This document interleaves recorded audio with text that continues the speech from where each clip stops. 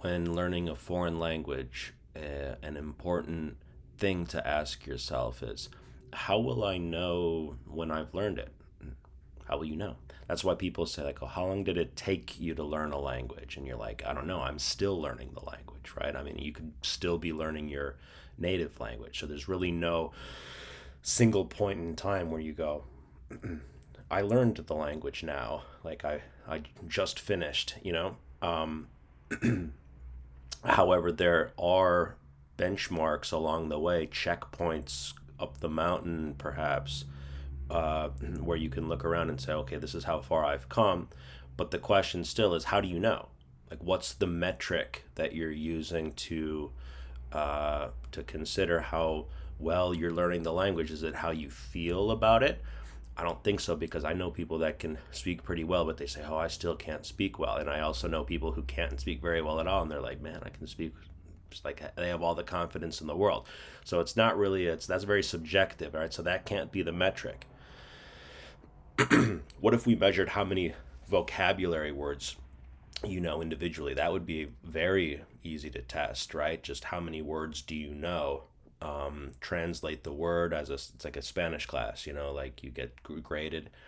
Um, is that a good metric? Well, it's definitely quantifiable, but I don't know if it's actually a good metric, because you could know 10,000 words but still not be able to converse.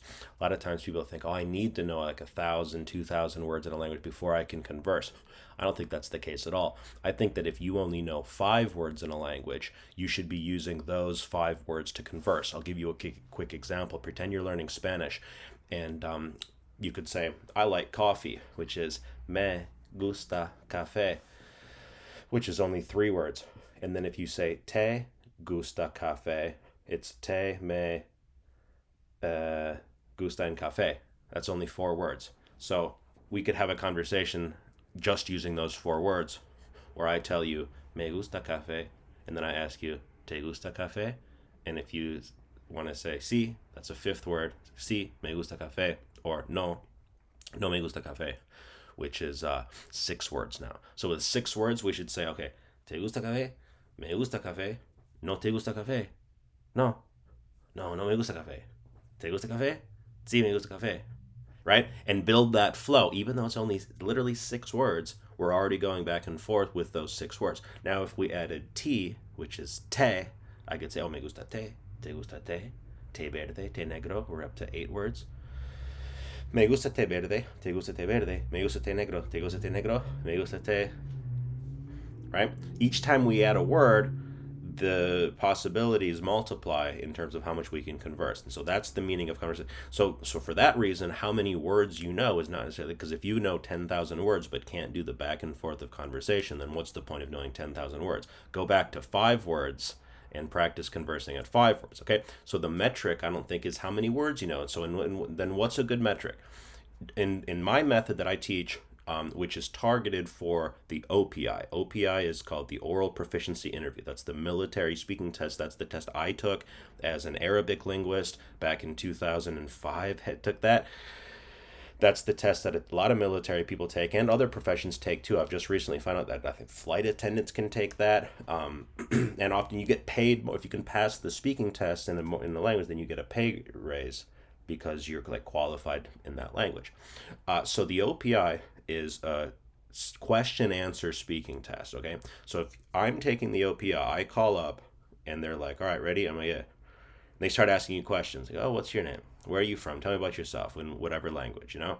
You give your answer, and then from there, they start asking questions that are supposed to test how well you can speak in the language. Having gone through the OPI process myself and teaching many others to prepare for the OPI, I realized the best metric for if you're gonna if you want a metric, right? It's yeah, at the end of the day, it is more of just a subjective thing, I know. But of all possible metrics, the best that is, how many questions can you answer? That's the smallest unit of measurement. How many questions can you answer, right? So if you can answer 20 questions in Arabic, that'd be pretty good, no? Let those 20 questions be the 20 most basic questions in a language. Ask ChatGPT, say, ask me 20 basic questions in English. And you know what it'll say. What's your name? Where are you from? What's your what are your hobbies? What do you like to do? 20 questions. Then say translate that to Spanish. ¿Cómo te llamas? ¿De dónde eres? Translate it to whatever language that you're learning. Put that into a spreadsheet. That's your world now. That's your target. That's what you got to do. The grammar and the vocab that you might need to answer those questions are going to come along as a result of you learning to answer those questions. So have ChatGPT help you answer the questions and then practice your question, answer, right? So what's your name? My name is Tony. Where are you from? I'm from here. By answering those questions, you're going to learn the core verbs and vocab and useful expressions. Those are the three parts of structures: verb, vocab, useful expressions. So I'm from here. What are your hobbies? I enjoy doing this. What are your plans for the weekend? I'm going to do that, right? So I am, I like, I'm going to. You're going to get the verbs and you're going to learn the language as a result of the conversation, not the other way around. It's like the Hungarian polyglot, lom kato. It's like you speak a language so you can learn it. You don't learn a language so you can speak it. You speak a language so that you can learn it. Let the questions and answers of the OPI questions, that just means questions, just questions to you. All you have to do is answer the questions. Let your series of questions be your teacher. Learn the language like a wake, like it leaves a trail. You learn the language starting with the conversation, so let the conversation teach the language. That's the point.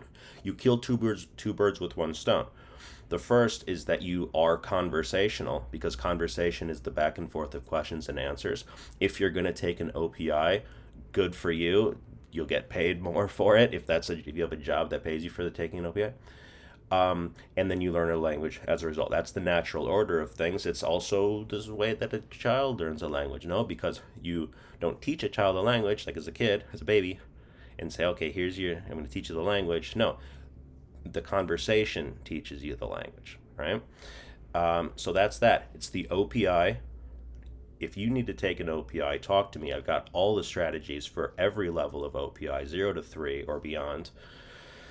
And if you're not taking an OPI, well, pretend like you are, because it's a really good way to measure how well you're doing in a language.